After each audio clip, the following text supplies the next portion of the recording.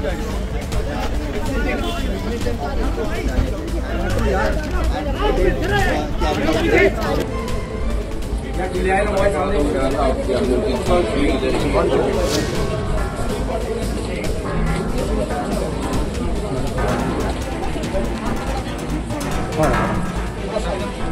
want to say something? Do you want to say something?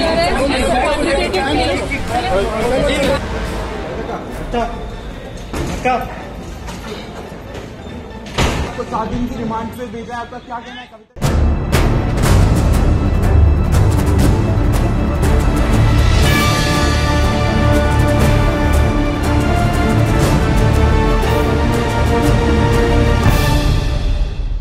Delhi liquor కేసులో arrest అయిన కవితను ఈ రోజు ఈడీ అధికారులు కోర్టులో ప్రవేశపెట్టారు. కోర్టులో వాదనలు ముగిసిన అనంతరం కవితను 7 రోజుల కస్టడీకి ఇచ్చారు. మరోవైపు కవిత భర్త అనిల్తో పాటు కవిత వ్యక్తిగత సిబ్బందికి కూడా నోటీసులు జారీ చేసిన కోర్టు ఈడీ సోమవారం నాడు తన ముందు హాజరు కావాలని ఆదేశాలు ఇచ్చారు. అసలు ఈ ప్రొసీజర్ ఏ విధంగా జరుగుతుంది, కవితతో పాటు కవిత భర్తను కూడా ఇందులో పిలవడం వెనక ఏ ఉద్దేశం ఏంటి, ఏ సెక్షన్ కింద నుంచి ఉండొచ్చు, అంతేకాకుండా సిబిఐ సప్లిమెంట్ షార్ట్ షీట్ లో వేసింది దీనికి వర్తిస్తుందా, ఈ కస్టడీ పిటిషన్ ఏ విధంగా ఉంది అనే అంశాలు మనతో మాట్లాడడానికి రాజీవ్ రెడ్డి గారు అడ్వకేట్ స్కాట్లాండ్ నుంచి ప్రస్తుతం మనతో లైవ్ లో ఉన్నారు. అని అడిగి పూర్తి వివరాలు తెలుసుకుంది. సార్ నమస్తే అండి. నమస్తే సార్, నిన్నటి నుంచి చూస్తున్నాం వ్యవహారం. ఢిల్లీ అంటే హైదరాబాద్ టు ఢిల్లీ వెళ్ళింది. ఢిల్లీలో ఆమెకి నేను రాత్రి అంతా కూడా ఈడీ ఆఫీసులో పెట్టిన ఈడీ అధికారులు ఉదయం హెల్త్ అంటే మెడికల్ చెకప్ చేసిన తర్వాత కోర్టుకు తీసుకొచ్చారు. కోర్టులో ఈమె పిటిషన్ వేసిన కవిత తరపున పిటిషన్ వేసిన వారు అడ్వకేట్స్ ఇది అరెస్ట్ అక్రమం, ఖచ్చితంగా దీన్ని అసలు పూర్తిగా అన్యాయంగా అరెస్ట్ చేశారు, సుప్రీంకోర్టులో కేసు ఉంటుండే సమయంలో కూడా అరెస్ట్ చేయడం తప్పు అంటూ వాళ్ళు వాదించారు. ఇరు పక్షాల వాదనలు విన్న తర్వాత ఈడీ కోరినట్లుగానే 7 రోజులు ఈడీ కోర్టు ఈడీ అధికారులకి కవితను కస్టడీకి ఇచ్చింది. దీన్ని ఏ విధంగా చూసుకుంది, 7 రోజుల్లో కవిత నుంచి వాళ్ళు ఎలాంటి సమాచారం రాబట్టే అవకాశం ఉంది? నమస్కారం అండి. ఇప్పుడు విషయం ఏంటంటే, ముందు ఇక్కడ నుంచి సుప్రీం కోర్టులో వీరు పిటిషన్ వేశారు. పిటిషన్ వేసి వన్ ఆఫ్ ద ఒక హియరింగ్ జరిగేటప్పుడు ఈడీకి సంబంధించిన అడ్వకేట్ ఎవరో 10 రోజుల పాటు మేము ఎటువంటి కోర్సివ్ స్టెప్స్ తీసుకోమని ఓవరాల్ గా చెప్పారు అనేది వారి వాదన. అయితే దీంట్లో అందరు మిస్ అయిందంటే ఆ 10 రోజులు దాటేసి చాలా రోజులు అయింది. కవిత మరి వారికి ఎవరు అడ్వకేట్ రిప్రజెంట్ చేస్తున్నారు, మొన్న హియరింగ్ వచ్చినప్పుడైనా అది ఎక్స్పైర్ అయిందండి, మళ్ళీ ఒకసారి ఆ ఈడీ నుంచి ఆ అండర్టేకింగ్ ఇన్సిస్ట్ చేసినట్లు మర్చిపోయారు అందరూ.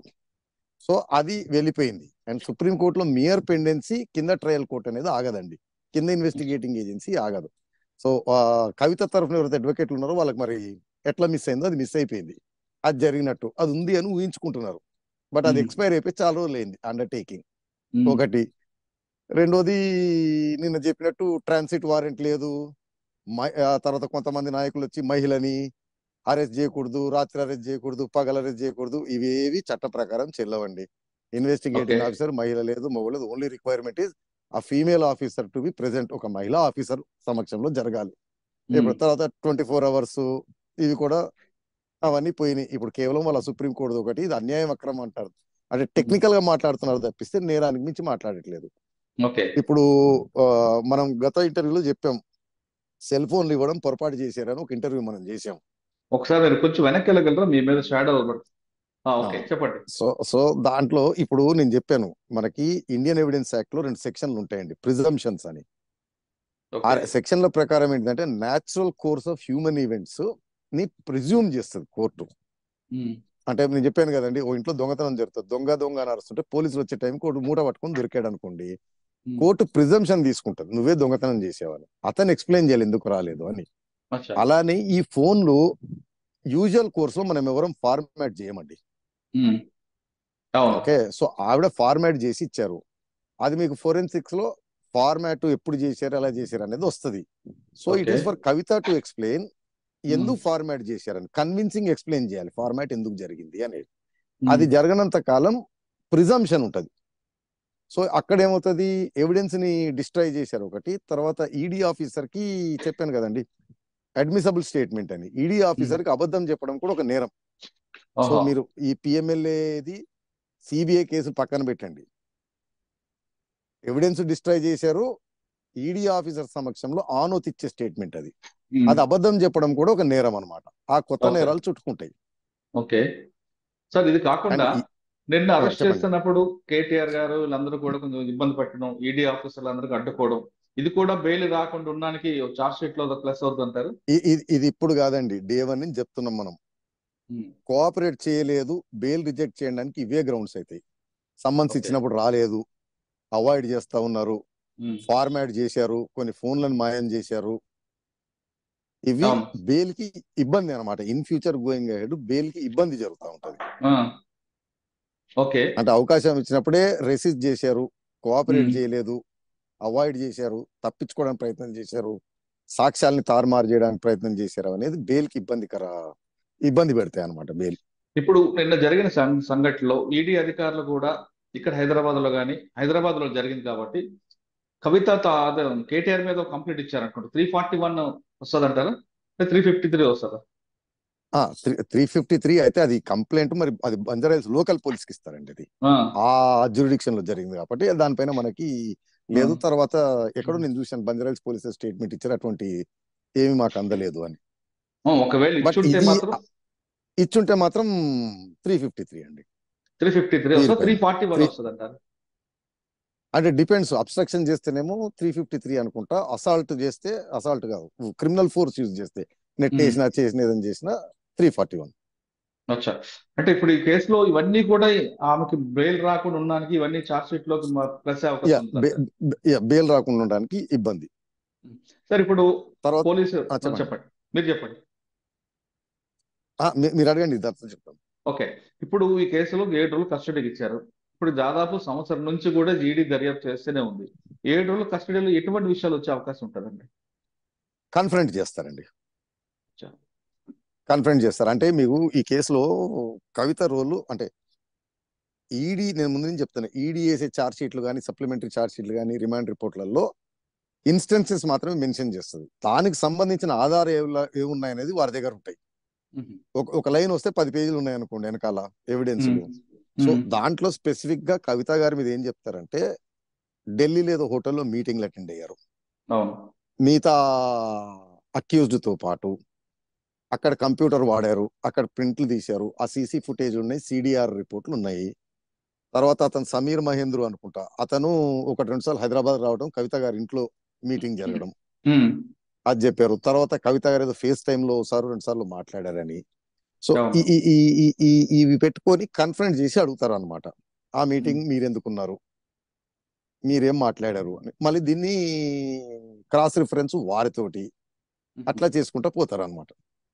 అంటే ఈడీ కేసులో సాధారణంగా పేపర్ స్పీకింగ్ అంటారు, అంటే పేపరే మాట్లాడుతుంటారు. సో ఆ ఎవిడెన్స్ పెట్టుకొని కన్ఫరెంట్ చేస్తారు అనమాట. మీరు పలానా టైంలో అంటే ఇప్పుడు వేసిన, అంటే మొన్న ఈ రోజు వేసిన కస్టడీ అప్లికేషన్ లో కూడా అది ఉంది. ఆ ఉబ్రాయ్ ఎక్కడ ఢిల్లీలో హోటల్ మీటింగ్ ఏం జరిగిందంటే, నేను ఉన్నాను వాస్తవం కానీ డిస్కషన్ అది జరగలేదు అని అన్నారని. దాన్ని మోర్ ఎలాబరేట్ గా క్వశ్చన్ చేస్తారనమాట. ఇప్పుడు సార్ ఒకవేళ 7 రోజులు కస్టడీలో కవిత గారు చెప్పిన విషయం సరిపోయింది అనుకోండి, ఒకవేళ ఆమె కోఆపరేట్ చేయకపోతే ఏం చేస్తారు? అంటే నాకు తెలియదు, ఐ ఫర్గెట్ అంటే ఇలా మాట్లాడుతుంటారు సాధారణంగా. అంటే సెక్షన్ 50 ప్రకారము అవి అనడానికి వీల్లేదు. మీరు చెప్పేది సిఆర్పిసి పోలీస్ ఇంటరాగేషన్ లో నాకు తెలియదు, నాకు గుర్తు లేదు అంటే చెల్లుబాటు అవుతుంది. బట్ ఈడీ ఆఫీసర్ సమక్షంలో సెక్షన్ 50లో మీరు నిజం మాత్రమే చెప్పాలి, తప్పించుకోవడానికి వీల్లేదు. నాకు గుర్తు లేదు అన్నారనుకోండి, నాకు తెలియదు అన్నారనుకోండి, ఆ రిలివెంట్ మెటీరియల్ కన్ఫరెంట్ చేస్తారు, మీ మెమరీని రిఫ్రెష్ చేస్తారు. సో అబద్ధం చెప్పడం సెపరేట్ అఫెన్స్ అనమాట. చెప్పకపోవడం కూడా సెపరేట్ అఫెన్స్. గుర్తు లేదు అన్నారనుకోండి సెపరేట్ అఫెన్స్. గుర్తు లేదు అన్నప్పుడు అది తీసుకొచ్చి పెడతారు, దాని ఎక్స్ప్లెనేషన్ అడుగుతారు. అప్పుడు కూడా గుర్తు లేదు తెలియదు అన్నారు అనుకోండి, కోఆపరేట్ చేయట్లేదు ఒక అఫెన్స్, అబద్ధం చెప్తున్నారు ఇంకో అఫెన్స్. అవి సెపరేట్ అఫెన్స్లు అనమాట, ముడిపడతా ఉంటాయి. దీంట్లోనే ప్రిజంప్షన్స్ వస్తుంటాయి పిఎంఎల్ యాక్ట్ లో. ఓకే, కొంచెం మీరు వెనక్కి వెళ్తే ఇది ఓకే సార్. ఇప్పుడు ఈ కేసులో 7 రోజులు కస్టడీ సరిపోలేదు అనుకోండి, కస్టడీ పొడిగించుకునే అవకాశం ఉంటుందా? అంటే అప్ టు 14 days వాళ్ళ రైట్ ఉంటుందండి. అంటే ఇప్పుడు 7 రోజులు ఇచ్చారు కదా, 7 రోజులు ఇచ్చారు, అవ్వట్లేదు అనుకోండి ఎక్స్ట్రా అడుగుతారు. అదే డిస్క్రిషన్ ఆఫ్ ద కోర్ట్, అంటే వీరేం ఎక్స్ట్రాక్ట్ చేశారు, ఇంకేం మిగిలింది అని. సార్ ఇప్పుడు 7 రోజులు కవిత గారికి జైల్లో పెట్టి రోజు తీసుకొస్తారా, లేదు ఈడీ ఆఫీస్ లోనే పెట్టి కస్టడీ తీసుకుంటారా? లేదు, ఈడీ ఆఫీస్ లోనే కస్టడీ ముగిసే టైంకి. అంటే అంటే మళ్ళీ సాధారణంగా ఇవన్నీ వర్కౌట్ అవుతాయండి. ప్రెసెన్స్ ఆఫ్ అడ్వకేట్, ఉహు. ఇంట్రాగేషన్ అంటే అడ్వకేట్ పక్కన ఉండడు, అచ్చా. బయట ఎక్కడ ఉంటాడు, వచ్చి చూసి అంత బాగుందా లేదని చూసిపోతుంటాడు ఒకసారి 2 సార్లు వచ్చి. కానీ ఆమెతో మాట్లాడడం ఉండదు. ఆహా లేదు. అంటే ఈడీ ఆఫీస్ ఆ, సమక్షంలో ఉండదు. ఉండదండి. మాట్లాడడము, సైగలు చేయటము, అడ్వైస్ ఇవ్వటము, కను సైగలు చేయటము, దగ్గటము, ఉమ్. మూలగటము, అవి నాట్ అలౌడ్. ఉహు. సరే 7 రోజులు కస్టడీ అయిన అండ్ తర్వాత, everything will be recorded. Okay, 7 days custody ముగిసిన తర్వాత జైలు పంపించవచ్చు. కానీ సిబిఐ కూడా అప్పుడు అదే టైంలో కస్టడీ తీసుకుంటుందా, అరెస్ట్ చూపిస్తుందా, లేదా తన టైం సిబిఐ ఎప్పుడైనా చేయొచ్చు. ఓకే. అంటే దేర్ నో ఇమీడియట్ టైం చేయాలని రూల్ లిమిటేషన్. లేదు. ఓ. లేదు. ఉహు. సార్ ఇప్పుడు అంటే ఇందులో చాలా ఆవిడకి సార్లు చెప్పండి. అంటే ఇక్కడ బెయిల్ వచ్చే అవకాశం ఉంది అనుకున్నారు అనుకోండి, ఆ, ఇబ్బంది పెట్టడానికి, అప్పుడు వేసి తీసుకోవచ్చు అట్లా. అచ్చా, ఇక్కడ బెయిల్ రాదు అనుకున్నప్పుడు ఆవిడ వాళ్ళ ఇష్టం ఎప్పుడైనా. సో సో సిబిఐ డిస్క్రిషన్ అది. ఓకే. సార్ ఇప్పుడు ఈ కేసులో కవిత భర్తకి ఎందుకంటే నోటీస్ ఇచ్చారు? భర్తతో పాటు వాళ్ళ స్టాఫ్ కూడా. అంటే నేను చెప్తాను, కాలం కలిసి రావడం పోయిన తర్వాత అన్ని ఒకటేసారి పడతాయని. ఈడీ చట్టంలో కొన్ని సెక్షన్లు ఉంటాయండి, డిస్క్లోజర్ చట్టాలని. ఈడీ వారి ఇన్వెస్టిగేషన్ లో రివీల్ అవుతుంటే వేరే, అంటే బేసిక్ ఎగ్జాంపుల్ చెప్పాలంటే, ఆ ఒక ఇంట్లో దొంగతనం జరిగిందని పోలీస్ ఇన్వెస్టిగేషన్కి వచ్చారండి. ఉమ్. ఆ బీరువాలు ఎత్తుకుతుంటే డ్రగ్స్ దొరికాయి అనుకోండి, అది నార్కాటిక్ బ్యూరోకి పంపిస్తారు. సో వీరి ఇన్వెస్టిగేషన్ లో మీకు బుచ్చిబాబు గారి వీళ్ళ రిమాండ్ రిపోర్ట్లలో చూస్తే, అంటే వారి ఫైల్ చేసిన చార్జ్ షీట్లలో చూస్తే, ఏదో డబ్బులు ఫీనిక్స్ కంపెనీకి సంబంధించి, ఇంకోటి ఆర్ఆర్ కంపెనీకి సంబంధించి అని వచ్చినాయి. ఉమ్. బుచ్చిబాబు చెప్పాడు, ఎన్గ్రోత్ క్యాపిటల్ అనే కంపెనీ, కవిత భర్త గారు కూడా దాంట్లో పార్ట్నరు, తక్కువ కొన్నామని. సో అవును. అవన్నీ కూడా వస్తూ ఉంటాయి అనమాట. దీంట్లో స్పెసిఫిక్ గానేమో కవిత గారి అసోసియేట్లు, కవిత గారి భర్త ఫోన్లు సీజ్ చేసుకోవడం అనేది ఈ నేరానికి సంబంధించినవి ఉన్నాయా లేదా అని. అంటే సాధారణంగా మన దగ్గర అధికారంలో పదవులు ఉన్న వాళ్ళు ఏంటంటే వాళ్ళ ఫోన్లు వాడరు, అవును. చుట్టుపక్కల ఉన్న ఫోన్లకి మెసేజ్లు కానీ, డేటా కానీ, డాక్యుమెంట్లు కానీ వస్తుంటాయి. అవి ఒకటి తీసుకుంటారు. రెండోది ఆవిడ చెప్పేది ఏంటిదంటే, నా ఫోన్లు నా దగ్గర ఉండవు, నా అసిస్టెంట్లు వాడతారు అని చెప్తుంది. అవును. సో వారిని కూర్చోబెట్టి వారి నుంచి స్టేట్మెంట్ తీసుకుంటారు, ఇది మేడం గారి ఇన్స్ట్రక్షన్స్ మీదనే మేము వాడుతున్నాము, ఉహు. ఆవిడ చేయమన్నట్టే చేసామని అవి తీసుకుంటారు. ఓకే. సో ఏదైతే మా అసోసియేట్స్ అని, లేదా ఈ ఫోన్లలో కూడా ఇంకేదైనా డేటా ఉందా అని చెప్పి ఎక్స్ట్రాక్ట్ చేస్తారు అనమాట. సార్ ఒకవేళ చేసిన ఈడీ. తర్వాత వాటిలలో ఏదైనా వచ్చినాయి అనుకోండి, సపోజ్ ఇన్కమ్ ట్యాక్స్ సంబంధించినవి, ఓకే. బేనామీకి సంబంధించినవి, దానికి సంబంధించి అవి ఆ ఏజెన్సీలకు పంపించేస్తుంటారు అనమాట, ఓహో. కోఆర్డినేటెడ్ గా. ఓకే. సార్ ఈ కేసులో కవిత భర్త కానీ లేదా మిగతా అసిస్టెంట్స్ కానీ కోఆపరేట్ చేయలేదు అప్పుడు అలా ఏ విధంగా ఉంటుంది పరిణామాలు? బండగా చెప్పాలంటే అండి, ఇప్పుడు అధికారం లేదు వారి దగ్గర, ఓకే, కాబట్టి ఎగిరి ఎగిరి కోఆపరేట్ చేస్తారు, పెద్ద ఇష్యూ ఉండదు. కోఆపరేట్ చేయకపోతే వాళ్ళు ఇరుక్కుంటుంటారు, అది వారికి తెలుసు, వారంతా చిన్న స్మాల్ ఫ్రై. అంటే ఇంకా బేసిక్ గా బండగా చెప్పాలంటే, పోలీస్ వారి టాక్టిక్స్ ఏంటంటే, భార్యాభర్తలు ఇరికారనుకోండి, వాళ్ళు ఏం చేస్తారంటే, భర్తనో భార్యనో మీరు కోఆపరేట్ చేయండి, మిమ్మల్ని బయట పెడతాం, సో దట్ సంసారం నడుస్తుంది బయట. ఇప్పుడు ఇంట్లో ఇద్దరు యాక్టివ్ ఉన్న వాళ్ళు లోపల ఉన్నారనుకోండి, బయట వాళ్ళకి బెయిల్ వేసేవాళ్ళు ఎవరు, చూసేవాళ్ళు ఎవరు ఉంటారు. ఉమ్. సో ఆ టాక్టిక్స్ వాడతారు అనమాట. అంటే మంచి వచ్చాడు, నీ భార్య లోపల ఉంది, ఆ, నువ్వు కాస్త కోఆపరేట్ చేయి, నువ్వు బయట ఉంటే ఏదన్నా బెయిల్ వేసుకోవచ్చు. సంసారం నడిపించడం, వ్యాపారం నడిపించుకోవడం చేసుకోవచ్చు. ఇద్దరు లోపల ఉంటే ఇబ్బంది పడతారు, అని ఒక ఎమోషనల్ ఇంటరాగేషన్. సో అది కూడా వాడతారండి. అచ్చా. సార్ ఫైనల్ గా చెప్పండి, కవిత గారికి ఢిల్లీ నుంచి ఎప్పుడు వచ్చే అవకాశం ఉంటుంది హైదరాబాద్? అంటే లీగల్ గా చూస్తేనేమో పిఎంఎల్ఏలో బెయిల్ రావండి. మనీష్ సిసోడియా ఇతను, లేదా కవిత అభిషేక్. గారు కూడా అప్రూవర్ టర్న్ అయ్యి అరవింద్ కేజ్రీవాల్ మీద అన్ని చెప్తాను ఉమ్. అంటే ఏదైనా, అంటే ఇప్పుడు మీరు గమనించండి, ముందు అప్రూవర్ అయిన వాళ్ళు లోపల లేరు, లేదా బెయిల్ వచ్చినాయి. ఉమ్.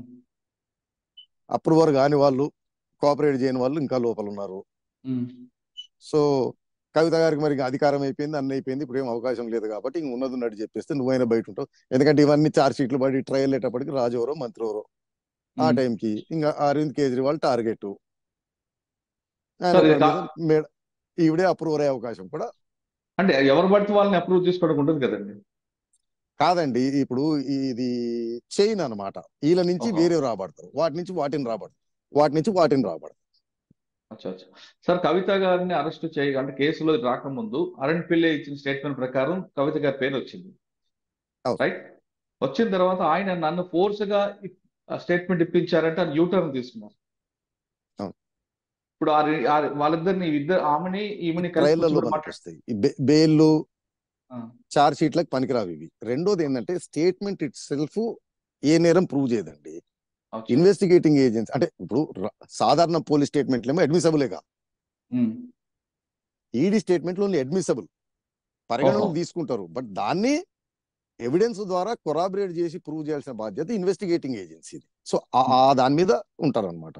సో ఈ స్టేట్మెంట్ ఇచ్చినా వెనక్కి తీసుకున్నా వారు గ్యాదర్ చేసిన ఇండిపెండెంట్ ఎవిడెన్స్ బట్టి ఆ స్టేట్మెంట్ రిలవెన్సీ ఉంటుంది అనమాట.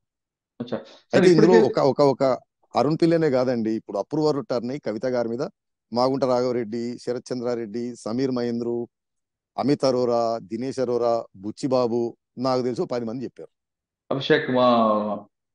అభిషేక్ కూడా ఉన్నారు కదా. అతనిది మరైందా లేదో తెలియదు, లోపలే ఉన్నాడంటే అప్రూవర్ కాలేదేమో. ఉమ్, అతను గౌతమ్ ముత్తా. ఆ, అయితే దీన్ని లింక్ అంటే మీరు మనీ ట్రయల్ చెప్తానండి కేసు సింపుల్ గా. ఓకే. ఇండో స్పిరిట్స్ అనే కంపెనీకి ఆయాచుత లాభం జరిగింది. అవును. అవుట్ ఆఫ్ ద వే అది వచ్చింది licence, out of the way లాభాలు వచ్చినాయి. ఈ ఇండో స్పిరిట్స్ కంపెనీలో రామచంద్ర పిల్లే, మాగంట రాఘవరెడ్డి రిప్రజెంటేటివ్ ఒక అతను, ఇద్దరు పార్ట్నర్ల కింద చేరారు ఉమ్, ఇండో స్పిరిట్ లో. ఈ ఎక్సైజ్ పాలసీ జరుగుతున్నప్పుడు కొత్తగా చేరారు వారిద్దరు. దాంట్లో అవును. రామచంద్ర పిల్లే గారి investment money went in to that. ఆ డబ్బులు శ్రీనివాసరావు గారు అకౌంట్ ద్వారా వచ్చాయి. శ్రీనివాసరావు అనే అతను అప్రూవర్ కిందటని ఇది కవిత గారు చెప్తే ఇచ్చాను అని అన్నాడు.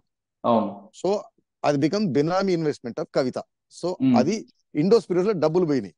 అందులోంచి వచ్చిన ఆయాచిత లాభం ఏదైతే ఉందో, అనాయాచిత లాభం వాట్ ఎవర్, ఉమ్, అది ఇండో స్పిరిట్స్ కంపెనీ నుంచి ఈ గౌతమ్ ముత్తా అకౌంట్లలోకి దీని ట్రాన్సాక్షన్లు జరుగుతూ రామచంద్ర పిల్లేకి వచ్చినాయి. రైట్. రామచంద్ర పిల్లే దాంతో ఒక ప్రాపర్టీ పర్చేజ్ చేశాడు. No source of fund Srinivasarao ఇచ్చాడు. శ్రీనివాసరావు ఎందుకు ఇచ్చాడు అంటే అందు ఇన్స్ట్రక్షన్స్ ఆఫ్ కవిత గారు ఇచ్చానన్నాడు. సో అవును. డబ్బులు రావడం, అక్కడ దాకా చేరడం, ఉమ్, అది మనీ ట్రయల్ దీంట్లో కవిత గారికి సంబంధించి. అచ్చా. రెండోది ఈ సిడిఆర్ టెక్నికల్ ఎవిడెన్స్ హోటల్లో ఈవిడ ప్రెజెన్స్ అది జరుగుతున్నప్పుడు. అంటే ఉమ్, బెస్ట్ ఏంటిదంటే ఇందులో జరిగింది ఎక్సైజ్ పాలసీ అనేది ఇంకా బయటికి రాలేదు, ఉమ్, డ్రాఫ్ట్ మాత్రమే జరిగింది. అది సీక్రెట్ డాక్యుమెంట్. ఉమ్, ఆ డాక్యుమెంట్ ని పెన్ డ్రైవ్ ద్వారా ఎవరో తీసుకొచ్చి వీరు బస చేసిన హోటల్ కి తీసుకొచ్చారు. ఉమ్, దీన్ని వీరు ఓపెన్ చేసి ఇది బాగాలేదు, ఇది బాగుంది, దీంతో లాభం లేదు, దీన్ని పెంచండి, దీన్ని తగ్గించండి అని కరెక్షన్లు చేశారు. చేసిన దాన్ని తీసుకెళ్లి ఇచ్చారు. ఆ హోటల్ ప్రెజెన్స్ లో వీరున్నారు. ఆ హోటల్ కంప్యూటర్ ని వాడారు, ఆ హోటల్ ఉమ్, ప్రింటర్లను వాడారు. ఉమ్. సో అది కాన్స్పిరసీలో పార్ట్ అన్నమాట. అక్కడ హోటల్ వైఫై కూడా ఎవిడెన్స్ చూపిస్తుంది కదండి. అదండి, ఇవన్నీ కొరాబరేటింగ్. అంటే ఈచ్ పీస్ సింగిల్ గా ఏది ప్రూవ్ చేయదు, రైట్. ఒకదాన్ని చేస్తే లింక్ ఫార్మ్ అవుతుంది అనమాట. అవును. అంటే లింక్ ఎక్కడ తెగిపోకుండా డైరెక్ట్ గా వీళ్ళే ఇచ్చినట్లున్నారు. బుచ్చిబాబు గారు ఒక మెసేజ్ లో అంటే ఇండో స్పిరిట్స్ అతను సమీర్ మహేంద్రు అంత పర్సంటేజ్ మీకు ఇవ్వను, మీదేమీ లేదు అని అంటే, దానిపైన విజయ్ నాయర్ తోటి వీళ్ళతో ప్రెషర్ పెట్టించి మేడం గారు ఫాలోఅప్ చేపించి 66% తీసుకున్నారు. 33 మాగంట రాఘవకి, 33 కవిత గారు represented by Pillai.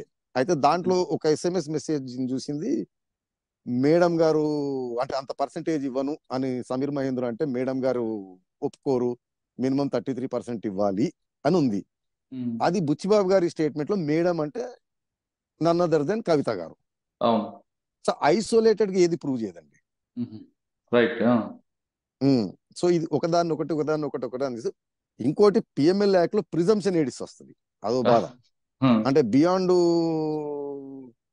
Proof CrPC లాగా ప్రూవ్ చేయాల్సిన అవసరం ఉండదండి. అచ్చా. సార్ ఇప్పుడు already CBI supplementary charge sheet లో కవితని అక్యూజ్ గా చేసి పెట్టారు.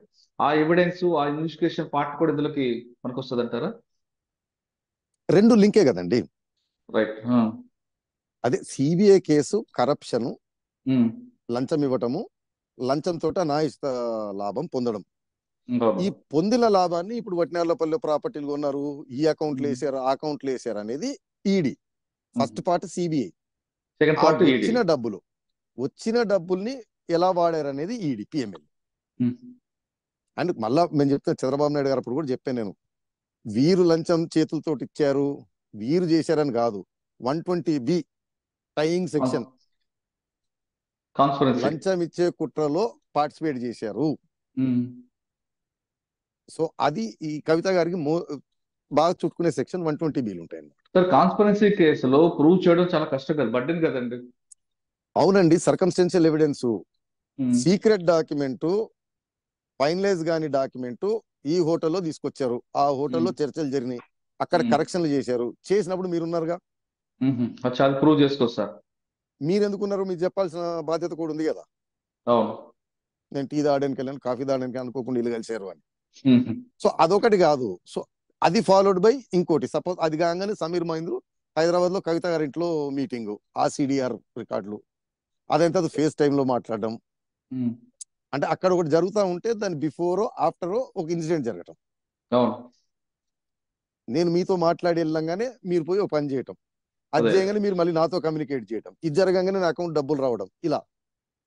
సార్ బేగంపేట ఎయిర్పోర్ట్ నుండి చార్టర్డ్ ఫ్లైట్ లో నోట్ల కట్లు వెళ్ళే ఢిల్లీకి అంటారు, అది కూడా ఇందులో వస్తుంది అంటారా? వీళ్ళందరికీ నేను మళ్ళీ చెప్తున్నాను, ఈ కేసులో one of the first approver వచ్చి శరత్ చంద్రారెడ్డి గారి వైఫ్. అవును, అందుకే ఆవిడ అరెస్ట్ కాలేదు, కానీ ఆవిడే ఈ ఫ్లైట్ నడిపించేది. సో నాకు తెలిసి, correct me if I'm wrong, నా ఊహా అజంప్షన్ ఏంటంటే అసలు ఇది మొదలు కాగానే ఆవిడ పిలిపించుకోవడమో, ఆవిడంతటా ఆవిడ వెళ్ళడమో, డీటెయిల్స్ అన్ని ఇచ్చుంటారు. పలానా ఫ్లైట్లు, పలానా కథ, పలానా లగేజ్, పలానా వెయిట్, పలానా సంచులు, ఇదిగోండి సీసీ ఫుటేజ్ అని. అది వన్ ఆఫ్ ద ఏమంటారు బిగినింగ్ లోనే జరిగిపోయింది, అది బయటికి రావట్లేదు. అది ఈడీ దగ్గర, సిబిఐ దగ్గర రెండు ఉంది. దాన్ని లింకప్ చేసుకుంటూ ఫర్దర్ ఇన్వెస్టిగేషన్ స్టార్ట్ అవుతుంది. అంటే అది కూడా ఒక ఎడిషనల్ ఎవిడెన్స్ అన్నమాట. అంటే ఫైనల్ గా మీరు చెప్తున్నట్లుగా కవిత గారు ఇప్పట్లో బెయిల్ దొరికే అవకాశం లేదు, ఇప్పుడు లేదు, నీ ఇలా గడవాల్సిందే. ఈ తర్వాత మనం పొలిటికల్ చెప్పండి. ఈ కేసు చూస్తుంటే కరుణానిధి కూతురు కన్నిమొళి కేసు ఆ లింకప్ కనిపిస్తుందండి, ఆమె కూడా చాలా సంవత్సరాలు జైల్లో ఉన్నారు కదా. కరుణానిధి గారి daughter case is much better position than Kavitha గారి కేసు. అంటే అంతకన్నా ఇది అంటే ఇక్కడ మోర్ ఎవిడెన్స్లు కనపడుతున్నాయి. సరే, మనం మొత్తం డాక్యుమెంట్ చూడలేదు, అది చార్జ్ షీట్ అప్పుడు వస్తుంది, కానీ మనం చూసిన డాక్యుమెంట్ల ప్రకారం మాత్రం మోర్. రెండోది కరుణానిధి గారు పొలిటికల్ గా స్పీకింగ్ కూడా, కనిమొళి గారు, కరుణానిధి గారు పార్టీ బలమైన పార్టీ, అది ఒక రోజు అధికారంలో ఉన్నా పోయినా మళ్ళీ వచ్చేది ఉంది. ఇక్కడ అవకాశం కూడా కనపడట్లేదు. సో వీరితో ఏదైనా బీజేపీకి కానీ సెంట్రల్ గవర్నమెంట్ కి అవసరాలు అవి ఉన్నా ఇప్పుడైతే డోర్స్ క్లోజ్ అయిపోయి పెద్దగా ఏమీ లేదు, ఇంకా చట్టం తన పని తను చేసుకుంటూ పోవడం. ఢిల్లీలో ఉన్న కవిత గారు ఇప్పట్లో హైదరాబాద్ వచ్చేది లేదు అంటున్నారు రాజీవ్ రెడ్డి గారు. ఆమె ఈడీ కేసులో అరెస్ట్ అయ్యారు, 23 వరకు కస్టడీ అయిన తర్వాత ఆమె కస్టడీలో ఇచ్చిన మెటీరియల్ సరిపోతే సరే, లేదా ఈడీ మరొకసారి కస్టడీ కోరే అవకాశం ఉంది అంటున్నారు. ఒకవేళ ఈడీ కస్టడీ పూర్తయిన వెంటనే జైలుకి వెళ్ళిన తర్వాత